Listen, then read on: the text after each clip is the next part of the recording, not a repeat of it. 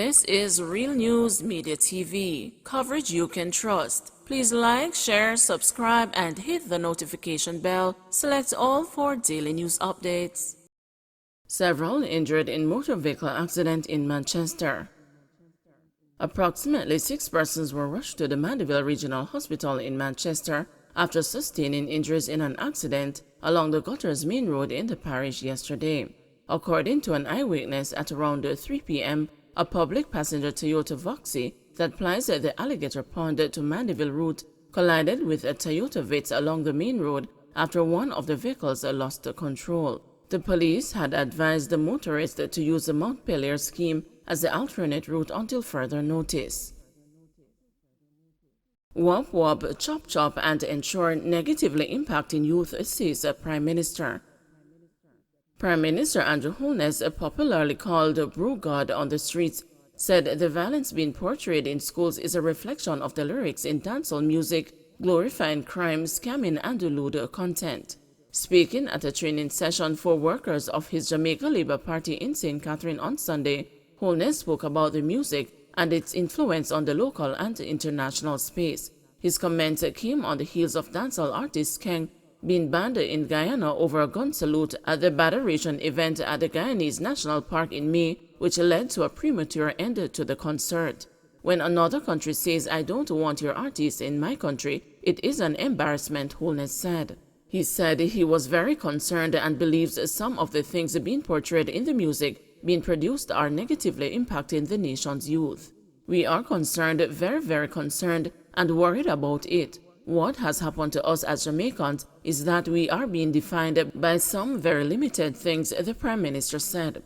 Wop Wop and the Chop Chop and Ensure and all of those things have their place, but they can't define us. We should not allow that to define us. Wop Wop is a hit single by Skellibeng glorifying gun violence, while Chop Chop, scamming, is a term used in the music to promote ill-gotten gains. Ensure became a trending topic following the breakthrough song Code by Montego Bay artist Briscoe and is in reference to females performing oral sex with a nutritional drink. Minister of Education and Youth Favour Williams recently appealed to the education sector to double the efforts to curb antisocial and maladaptive behavior by some students, parents, and other stakeholders.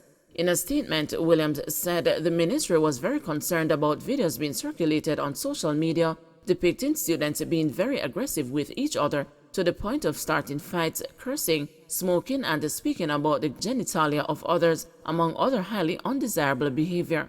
Williams said the videos highlight the need for a radical shift in creating respectful relationships between teachers and the students, parents and the children, students and the students, and with others with whom we interact during the course of any day.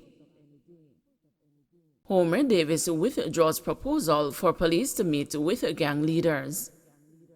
Homer Davis, minister without portfolio in the office of the Prime Minister, has withdrawn his proposal for the police to meet with gang leaders to look at ways to curb crime. At a police event in St. James last week, Mr. Davis, who is also Member of Parliament for St. James Southern, had said, "I think we can get the combatants, the leaders of the groups and the gangs together and put them in a space and say, listen, tell me where you are fighting for. Tell me what you want. What do you need? What can we do to appease you?"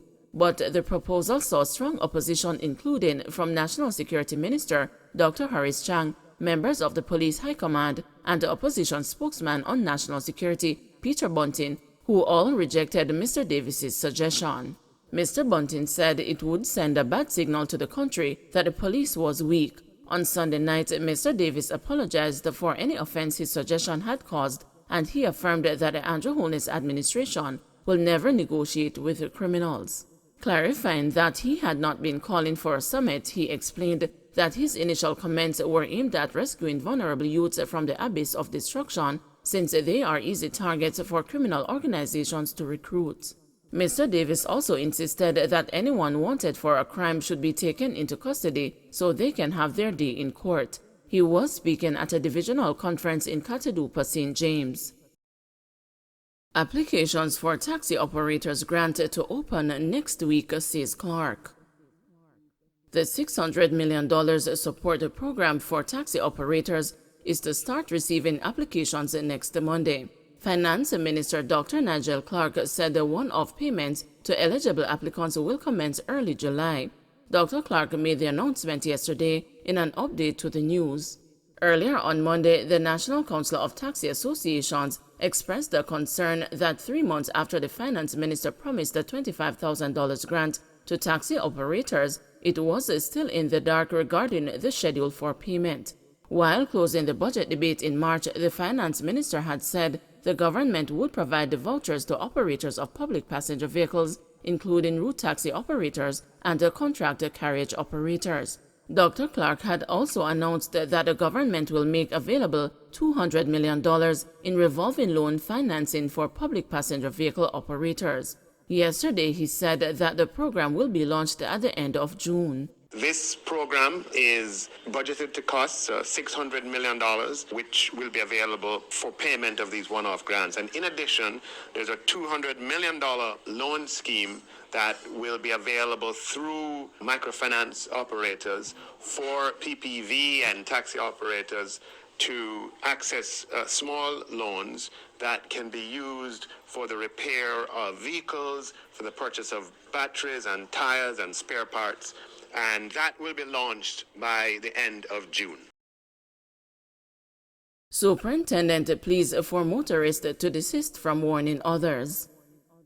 Superintendent of Police in charge of the Jamaica Constabulary Force Hanover Division, Sharon Beeput, has issued a plea for motorists to stop signaling others with flashing lights when there is an ongoing police operation.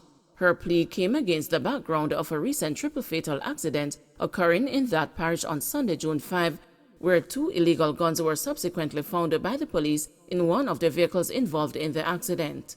Police officers were conducting spot checks along the Mosquito Cove Main Road, and it is reported that a Nissan Latio motorcar was heading towards the police team.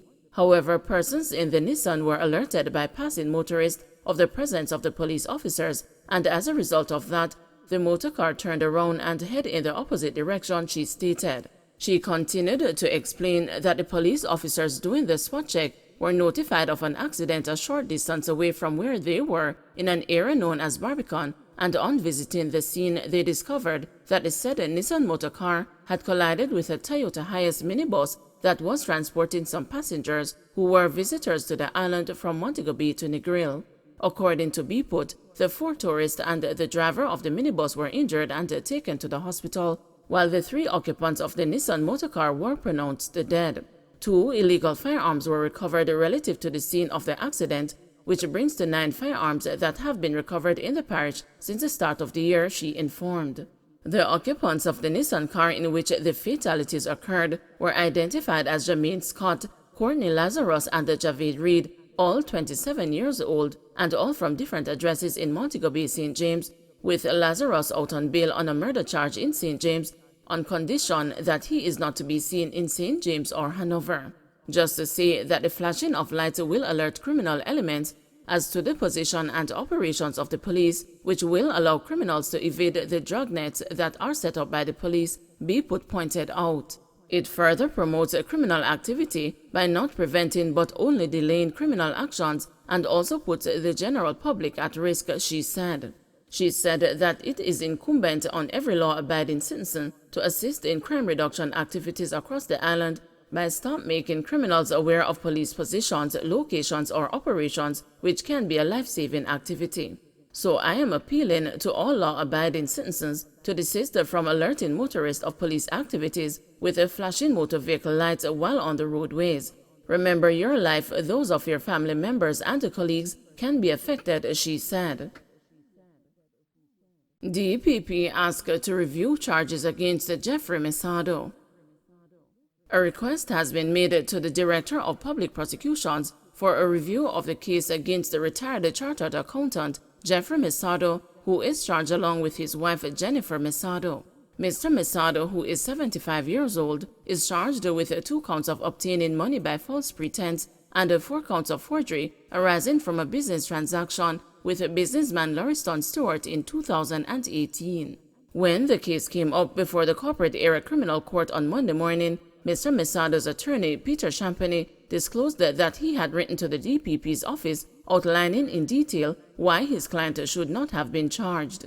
Mr. Champagny said that the police had not sought advice from the DPP before charging his client. The clerk of court confirmed that the attorney had written to the DPP to review the case. Mr. Mesado had his bail extended until September 15. His wife is also scheduled to return to court the same date.